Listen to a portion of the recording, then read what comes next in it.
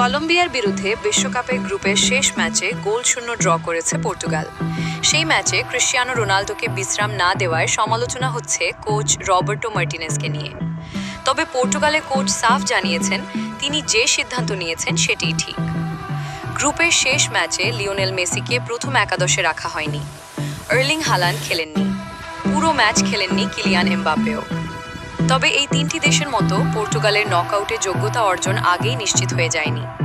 Colombia ম্যাচের পর Martinez বলেছেন, বাকি দেশের অন্যান্য ফুটবলারদের সঙ্গে রোনাল্ডোর তুলনা করতে চাই না।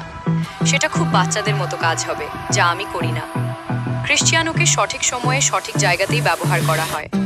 মানসিকভাবে শক্তিশালী থাকা, শৃঙ্খলা বজায় রাখা এবং আক্রমণের সময় গোলমুখ খোলার রাস্তা খুঁজে বার করাই আমাদের আসল কাজ। রোনাল্ডোর যে পুরো 90 মিনিট খেলতে কোনো সমস্যা হয়নি সেটাও স্পষ্ট করে দিয়েছেন মার্টিনেজ। বলেছেন, রোনাল্ডোর কাছে 90 মিনিট ফুটবল খেলা কোনো সমস্যাই নয়।